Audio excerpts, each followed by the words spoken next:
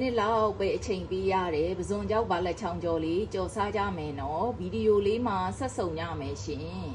ပဇွန်ကြောက်ပါလက်ချောင်းလေးအမြန်ကြော်ဖို့အတွက်စီဟင်းခတ်စွန်းတစ်စုံခွဲသုံးပါမယ်ရှင်စီပူလာရင်ကြက်သွန်နီလေး၃လုံးပပလှီထားတာထည့်ကြော်လိုက်မယ်နော်မင်းမုတ်လေးထည့်ပါမယ်သွန်နီလေးတွေကျွတ်ခံနေကြရင်မီးရှိန်လေးနည်းနည်းလျှော့လိုက်တော့နော်မီးရှိန်လျှော့ပြီးတော့ကြက်သွန်ကြော်လေးတွေကိုတစ်ဖက်ကတ်ထားလိုက်ပင်နော်ပဇွန်ကြောက်ကြိတ်ထားလေးတွေထည့်ပါမယ်ဒါလေးကမြင့်ကြောက်လေးတွေကိုကြိတ်ထားတာပါနော်စနင်းမှုတ်လေးနည်းနည်းထည့်မယ်ချိုမှုတ်လေးထည့်ပါမယ်စားလေးနည်းနည်းထည့်လိုက်မယ်နော်မြုပ်တီးအကျန်းဘက်ကတော့မိမိစားနိုင်တဲ့လောက်ထည့်ပါရှင်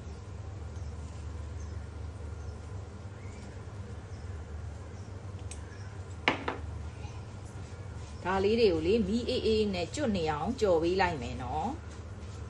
ဒီကြော်များများကြရင်တော့များများထည့်ပေါ့နော်ဒါကတော့မိမိတို့အိမ်ရဲ့စိတ်ကြိုက်ပါရှင်ကြောက်လေးနဲ့ငရုတ်သီးလေးတွေမွမွကျွတ်လေးဖြစ်လာပြီဆိုရင်တော့ကြက်သွန်ပြူကြော်လေးထည့်လိုက်ပါမယ်မီးပိတ်လိုက်တော့မယ်နော်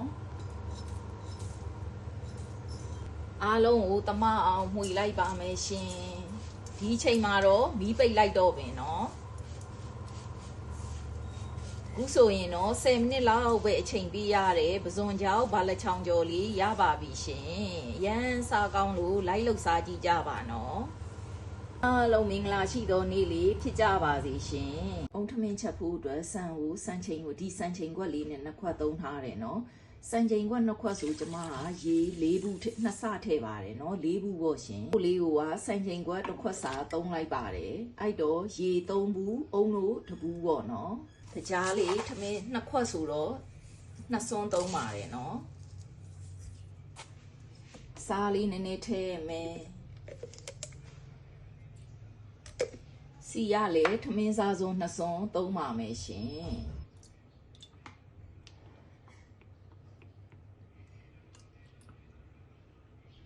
ကြက်သွန်နီလေးနှလုံးလေးစိတ်စိတ်ထားတာထည့်လိုက်မယ်နော်မှွေရက်လေးလည်းရှိရင်ထည့်ပါရှင်မရှိရင်လည်းမထည့်လို့ရပါတယ်နော်တေချာမှွေပြီးတော့ထမင်းချက်တဲ့အတိုင်းပဲတည်ထားလိုက်ပါတော့မယ်ရှင်ပုံမှန်ထမင်းချက်တလို့ပါပဲရှင်ရေတပူးနေရာမှာအုံတို့တပူးလေးအစားထိုးလိုက်တာပါနော်ရိုးရိုးထမင်းကိုတည်ထလို့ပဲတည်ထားလိုက်ပါတော့မယ်ရှင်ထမင်းလေးရပါပြီရှင်ရွှေဘိုပေါ်ဆန်းလေးရလေဘယ်ခွက်နဲ့ချက်သူ့ရဲ့စံတစရေးနှစ်ဆဆိုရင်အဆင်ပြေပါတယ်နော်အခုလိုစံသားရှိရှိလေးရပါတယ်ရှင်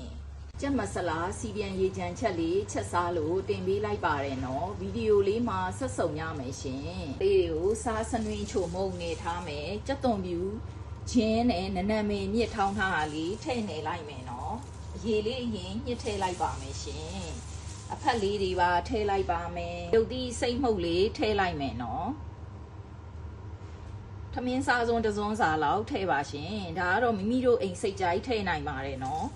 အယောင်ကတအိမ်နဲ့တအိမ်စားတာချင်းမတူလို့ပါရှင်ဒါကဓာန်ပေါက်မဆလာလေးလက်ဖက်စားစုံတစ်စုံစာလောက်ထည့်လိုက်မယ်နော်ငရုတ်ကောင်းမှုတ်လေးလည်းနည်းနည်းထည့်ပါမယ်ရှင်အားလုံးကိုတမအောင်ရောနေထားလိုက်တော့မယ်နော်ပြီးတော့ခဏနှက်ထားလိုက်မယ်နော်ဟင်းစီတက်ဖို့အတွက်ကျမကတော့စီဟင်းခတ်စွန်းနှစ်စွန်းသုံးထားပါတယ်နော်စီကတော့မိမိစိတ်ကြိုက်ထည့်နိုင်ပါတယ်ရှင်ဟိုနီလေးပပထီထားလေးတွေထည့်ပြီးစီတက်လိုက်မယ်နော်အနှစ်ကတော့မိမိစားခြင်းတလောက်ထည့်ပါရှင်ကျမကတော့9လုံးလောက်ထည့်ထားပါတယ်နော်လေးတွေတဝက်ကြော့နေထားမှာပြင်းတော်သိမ်းရွက်လေးနဲ့ကြပိုးကောက်လေးထည့်ပြီးစီတက်ပါမယ်နော်လေးလည်းထည့်ပြီးစီတက်လိုက်ပါမယ်ရှင်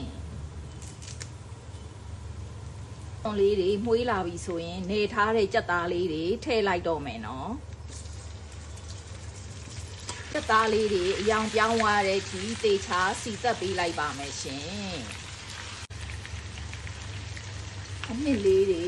ကြေပြီးမှုေးတဲ့အထိကိုရေနွေးနည်းနည်းစီထည့်ပြီးရောစီတက်ပါမယ်နော်ပြန်လာလိုက်ရေနွေးလေးနည်းနည်းထည့်ပြီးစီတက်လိုက်လုပ်မယ်နော်အနှစ်အတွက်အရသာနည်းနည်းထည့်ပါမယ်ရှင်အချိုမှုတ်လေးရယ် စားလေးနည်းနည်းထည့်မယ်နော်ဆလာနဲ့ထည့်ချက်တဲ့ဟင်းလေးဆိုကျွန်မငပြာကြီးမထည့်ပါဘူးနော်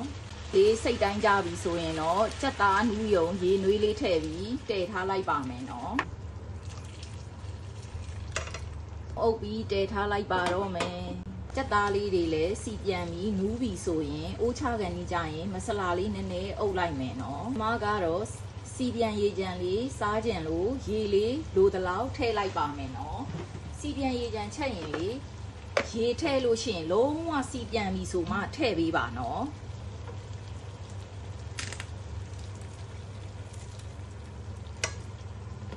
အဲ့တော့မှစီလေးတွေကအပေါ်ဝေးပြီးစားလို့ကောင်းတာပါရှင်ခုဆိုရင်တော့ကျမရဲ့ကြက်မဆလာစီပြန်ရေကြံချက်လေးရပါပြီရှင်အားလုံးမင်္ဂလာရှိသောနေ့လေးဖြစ်ကြပါစေရှင်